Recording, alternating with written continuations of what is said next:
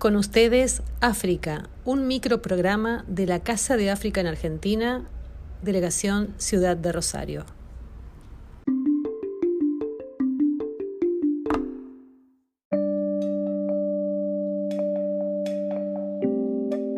Hoy hablaremos de los golpes de Estado en el África del siglo XXI.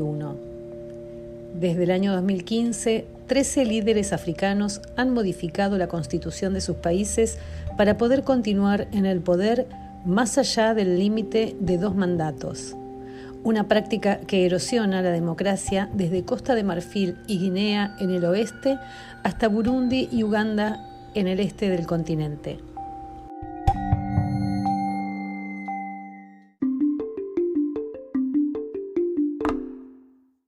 Alassane Ouattara ha sido proclamado por tercera vez consecutiva ganador de las elecciones en Costa de Marfil.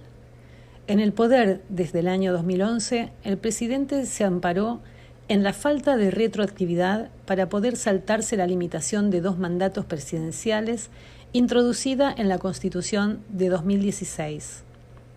Tras conocerse su decisión, la oposición boicoteó la celebración de unos comicios que consideraron ilegales y alentaron las protestas. Al menos 30 personas han muerto en una campaña tensa y violenta que recuerda a un tiempo no tan pasado cuando Costa de Marfil entró en guerra civil en el año 2010. El caso de Ouattara en Costa de Marfil es solo el último ejemplo de los golpes de Estado del siglo XXI en África.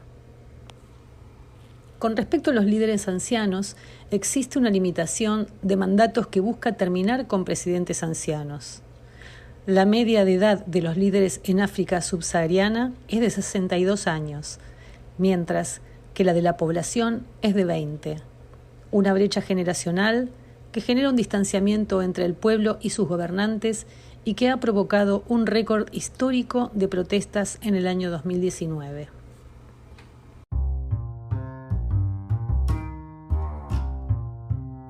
Los líderes hacen todo lo posible por permanecer en el poder a pesar de su longeva edad, debido a la incertidumbre más allá del sillón presidencial.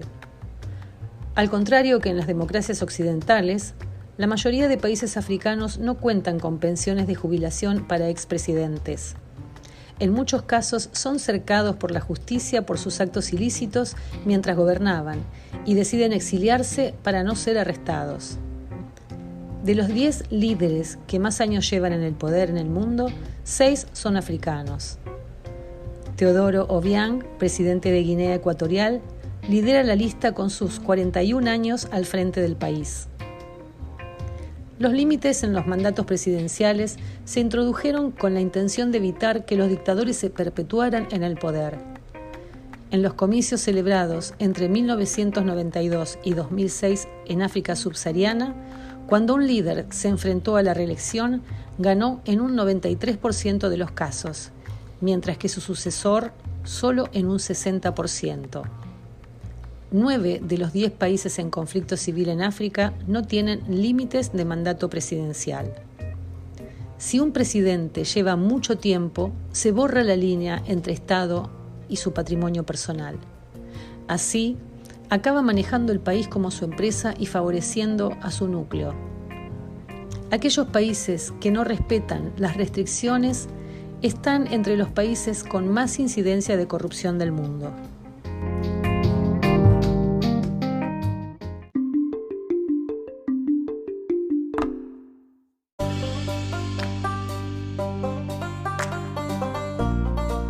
Sin embargo, el respeto por los límites presidenciales no garantiza la alternancia en el poder. Son pocos los países donde ha habido una transición pacífica entre partidos, con Ghana, Kenia, Senegal y más recientemente Malawi como los casos más relevantes. Sin embargo, en otros países como Tanzania, a pesar de cambiar al presidente cada 2 mandatos, el mismo partido lleva en el poder desde la independencia del país. En cualquier caso, no es necesario haber experimentado un cambio de partido en el poder para ser una democracia. Sudáfrica, Botsuana y Namibia son 3 de los países considerados como democracias y respetan la limitación de mandatos, pero en todos ellos los movimientos de liberación que llegaron al poder en la independencia siguen gobernando décadas después. La restricción de 2 mandatos fomenta políticas a corto plazo, ya que los dirigentes buscan el mayor impacto en el espacio de tiempo que estén presentes para obtener rédito de sus acciones. Además, en naciones poco democráticas, la celebración periódica de comicios con candidatos nuevos incrementa la tensión en campaña y las probabilidades de inestabilidad postelectoral. La limitación a los mandatos presidenciales es una medida con buenas intenciones, pero sin eficacia por sí sola. Los casos recientes de Ouattara en Costa de Marfil o Alpha Condé en Guinea-Conakry muestran que los líderes autócratas pueden llegar a amasar suficiente poder como para cambiar la Constitución a su antojo. Para asegurar que cedan el poder tras 2 mandatos, la restricción legal debe venir acompañada de una sociedad civil fuerte que presione para su cumplimiento. Además, el país debe tener unas instituciones independientes que garanticen la salida del gobernante. Y por último, el propio líder debe querer salir. Para ello, la introducción de mecanismos de protección para expresidentes como garantías legales y un salario por jubilación pueden favorecer un cambio. Mientras que esto no ocurra, los presidentes seguirán queriendo morir en el poder.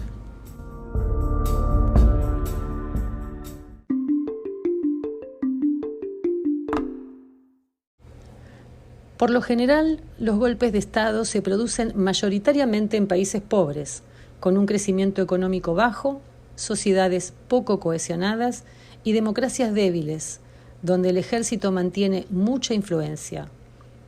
Por eso no puede sorprendernos que desde 1950, de cada 10 golpes que se han producido en todo el mundo, al menos 4 han tenido lugar en África. Hablamos de un total de 214, de los cuales casi la mitad han sido exitosos. 2021 ha sido un año de retrocesos en materia de gobernanza democrática para el continente africano, padeciendo 4 golpes de Estado efectivos por parte de aparatos militares en Chad, Mali, Guinea y Sudán, además de otro intento que fracasó en marzo en Níger y al inicio del 2022 otro golpe efectivo en Burkina Faso y otro en Guinea-Bissau, en el mes de febrero. Los golpes registrados desde 2013 en el continente, que incluye a países como Túnez, Argelia, Burundi, Egipto, República Centroafricana, Burkina Faso o Zimbabue, significa que alrededor del 20% de los países africanos han vivido cambios inconstitucionales de gobierno en menos de una década.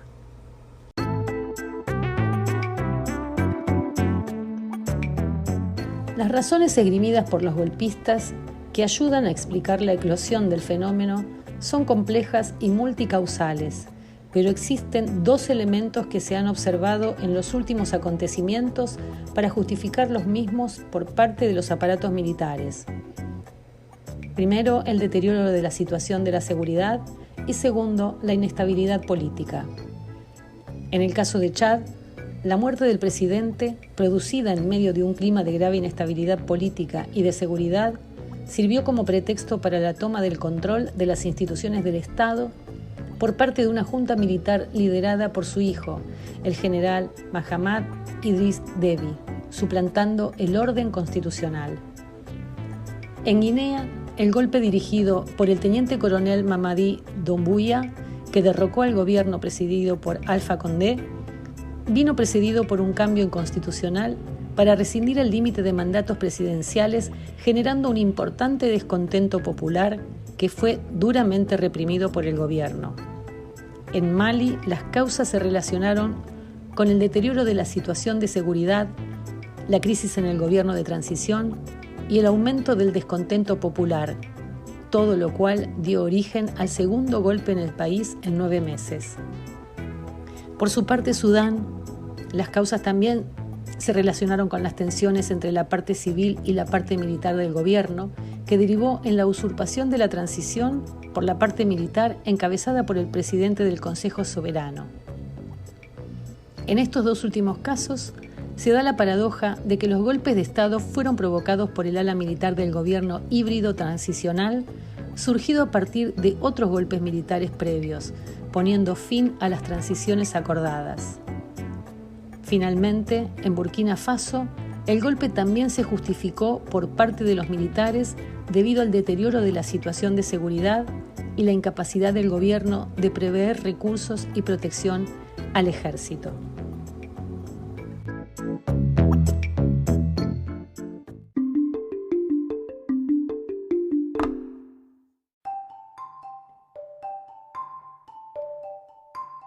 ¿Qué está pasando en el continente africano para que de repente se vea sumergido en tanta inestabilidad? Por un lado, la amenaza yihadista de grupos afiliados con Al-Qaeda e ISIS ha tenido mucho que ver con todo este caos. También los interminables conflictos étnicos que no dejan de sucederse en este continente. En total, según el Índice Global de Terrorismo, el 48% de todas las muertes globales por terrorismo en el mundo en el año 2022 ocurrieron en el África subsahariana y especialmente en Burkina Faso, Mali y Níger. Sin embargo, estas no son las causas de la inestabilidad en el continente olvidado. Más allá del yihadismo y los conflictos étnicos, la primera hipótesis adicional tiene que ver precisamente con la crisis causada primero por la pandemia y luego por la guerra de Ucrania. La situación económica se ha deteriorado y el precio de los alimentos básicos y la energía se ha disparado, lo que, por supuesto, ha multiplicado el descontento social. Y de hecho, los golpes de Estado ocurridos en Mali, Guinea y Burkina Faso han contado con cierto apoyo de la población, un sentimiento que quizás pueda también explicar la ambigüedad mostrada por las organizaciones de ámbito regional como la Unión Africana o la Comunidad Económica de los Estados de África Occidental. Ambas han guardado un gran y escandaloso silencio tras el golpe ocurrido en el Chad en el año 2021. La segunda hipótesis tiene que ver con la creciente competencia entre las grandes potencias por el control de recursos naturales. África es un continente repleto de recursos naturales que en muchos casos están por explorar y explotar. En un contexto de precios de las materias primas al alza y con la industria mundial necesitada de nuevos recursos para la producción tecnológica y la electrificación de la economía, los incentivos para apoyar cambios de gobierno y ganar influencia en la región son más que evidentes.